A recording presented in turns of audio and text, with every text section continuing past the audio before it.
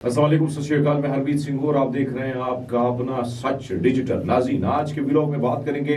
इस वक्त हमास के पे दर पे वार जारी है, मुतादिद हलाकतें होंगी, उसके बारे में बताएंगे। हमास फिर से मजबूत तर हो चुका है, बहुत बड़ा दावा है इसराइली फौज का, वो भी बताएंगे। यमन पर हमले हुए हैं, वहां पर क्या पसपाई हुई है उस पर भी बात करना बड़ी जरूरी है। सबसे पहले तो आपको बताते चलूं कि अल कसाम ब्रिगेड ने गजा की पट्टी के जनूबी इलाके खान यूनुस के शुमाल में वाक़े अल सतार और अल करारा में दुश्मन के इज्तिमा था, जहां पर वो मुख्तलिफ बटालियन की सूरत में आगे बढ़ रहे थे। उन पर देसी माटर गोलों से जो है हमला किया गया है। अब इस हवाले से कहा जा रहा है कि नेरियम और साथ में एन उल सलस 114 मिलीमीटर मिसाइलों का, रॉकेटों का रजूम का इस्तेमाल किया गया है।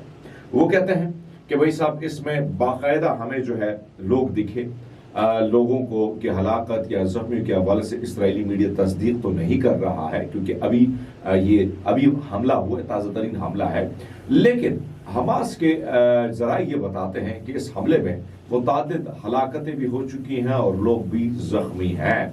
यानी जाहिर बात है कि अब इज्तिमा पर रॉकेट बरसाते हैं तो वहां पर फिर, और एक और चीज नाज़रीन मैं आपके सामने रखूं कि हमास जो है वो जब टारगेट करता है, तो मैंने जिस तरह आपको बताया कि मुख्तलिफ सुरंगों में उन्होंने जगह बनाई या मुख्तलिफ ऐसे जगहों पर जगह बनाई है जहां पर कहीं ना कहीं इसराइली इंटेलिजेंस या उनके एक बहुत बड़ा फेलियर तो आपके सामने है। 7 अक्टूबर सबसे बड़ा फेलियर इससे और क्या हो सकता है कि इसराइल के अंदर घर में घुसकर जिस तरीके से उनको मारा गया वो आपके सामने है। लेकिन अब यहां पर भी मैं आपको बताता चलूं कि जिस तरीके से उन्होंने निशाना बनाया, वो कहते हैं हमने बाकायदा एक कामयाब ऑपरेशन किया है, यानी तगड़ा किस्म का ऑपरेशन किया है। अब मैं एक और चीज आपके सामने रख लेता हूं।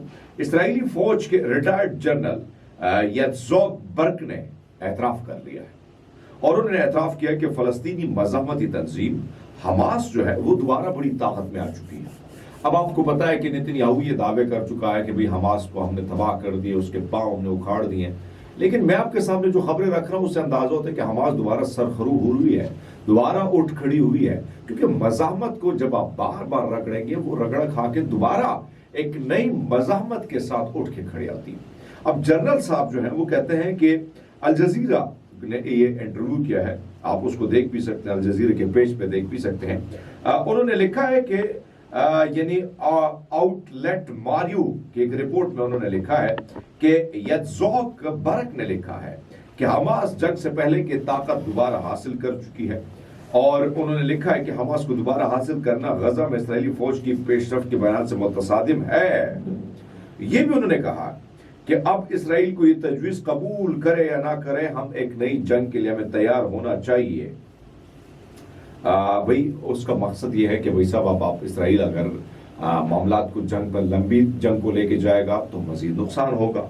अगर जंग को वो कोशिश करता है कम करने की, टेबल टॉक करता है, तो मामला सेट हो सकते हैं। अब ये बड़ी पोजीशन किसकी, इसराइल की। एक तरफ मार्क, ये निज़ोक मार्क कहते हैं, जनरल जो है वो कहता है कि इसराइल जो हुक्काम है, इसराइली जो फौज है, ये कोई दुरुस्त खबरें नहीं दे रही है, इसराइली अवाम को गुमराह किया उन्होंने। तो ये लफ्ज वो इस्तेमाल कर रहे हैं अल जजीरा के रिपोर्ट के मुताबिक। तो अगर वो गुमराह कर रहे हैं, इट्स मीन के पावर दोबारा शिफ्ट हो रही है, यानी पावर दोबारा मज़ाहमत में शिफ्ट हो रही है। और हमले भी आप देख रहे हैं, जो उन्होंने हमले किए वो भी आपके सामने है। अब आपके सामने एक और खबर मेरे सामने जो मैं चाहता हूं कि वो भी रख लेते हैं। इस वक्त जो है एक तरफ तो आपको मैं थोड़े से मनाजर दिखाता हूं। हमारे यहाँ लंडे के लिबरल जो है वो ये कहते हैं कि इंसानियत जो है वो इसराइली में है, अमेरिकन में है, इन सब में है, लेकिन हम में कुछ नहीं है। और जब मेरे जैसा बंदा बोलता है तो कहते हैं शायद ये अपने व्यूज के लिए, लाइक्स के चक्कर में, या लोगों को जज्बाती करके, या ये मुसलमानों के कोई अच्छे जज्बात अपने साथ जोड़ना चाहते हैं। ऐसा बिल्कुल नहीं है दोस्तों। ये जंग अगर किसी और पर भी होती तब भी मैं ये आवाज उठाता, जुल्म किसी और पर होता तब भी मैं आवाज उठाता, क्योंकि बईसत एक इंसान, ये हम सब का फर्ज है कि इंसानियत पर जब जुल्म हो, बगैर किसी मसलक के, बगैर किसी मजहब के, ये ऐनक हमने अपने तासुब के उतार के हमने हक और सच की बात करनी है।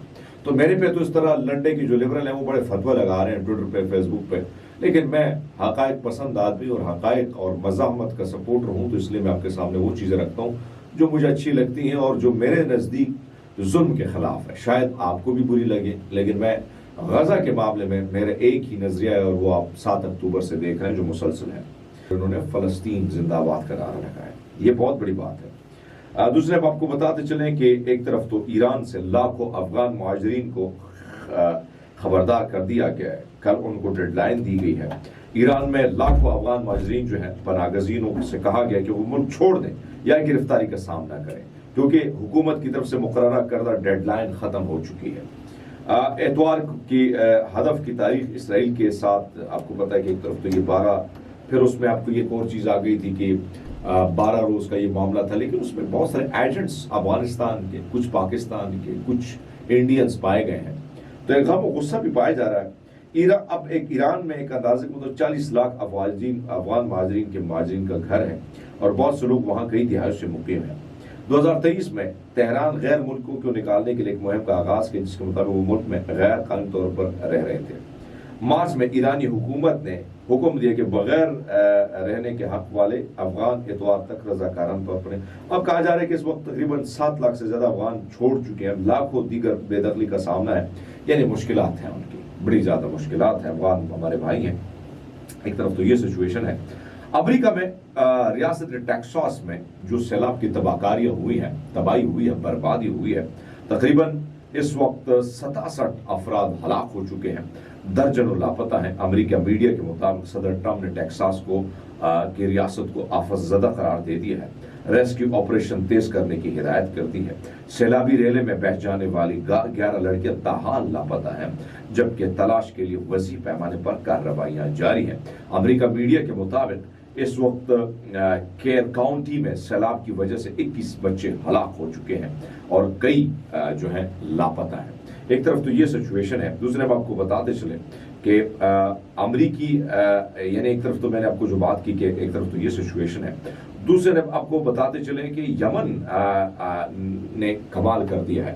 آپ کو پتا ہے کہ اسرائیلی وزیر اعظم جو ہے وہ یمن پر حوثیوں پر کے ٹھکانوں پر حملوں کی مانیٹرنگ کر رہے تھے، لیکن آپ کو پتا ہے کہ پہلے مرحلے میں یمنی فضائی دفاع کا صہیونی جنگی طیاروں سے زبردست مقابلہ رہا ہے۔ زمین میں فضاب کرنے والے میزائل داغے گئے ہیں، جس کے مطابق اب سے تقریباً 10 طیارے بغیر کسی حملے کی صورت میں جو ہے وہ بھاگ نکلے ہیں۔ ایک طرف تو یہ سچویشن ہے۔ اس وقت میں اسرائیل کے اخبار صبح سویرے میں اس پر نظر پڑی، تو اس میں انہوں نے لکھا تھا کہ ہمیں نہیں یقین تھا کہ حوثی اتنے طاقتور ہیں کہ انہوں نے ہمارے فضائی نظام کو جو ہے وہ ایکسپوز کر دیا ہے۔ انہوں نے جو میزائل داغے ہیں، جس کی وجہ سے وہ کہتے ہیں یہ ٹیکنالوجی کیسے یہ حوثیوں کے پاس آئی ہے، کیسے وہ اس کا استعمال کر رہے ہیں، انہوں نے بغیر کسی بڑے حملوں کے انہوں نے ہمیں وہاں سے بھگا دیا ہے۔ تو یہ تازہ ترین اپڈیٹس تھی۔ مزید اپڈیٹس جو ہیں ہم آپ کو کل مزید دیں گے۔ آپ نے ہمارے چینل کے ساتھ رہنا ہے، اپنا خیال رکھنا ہے۔ بہت شکریہ۔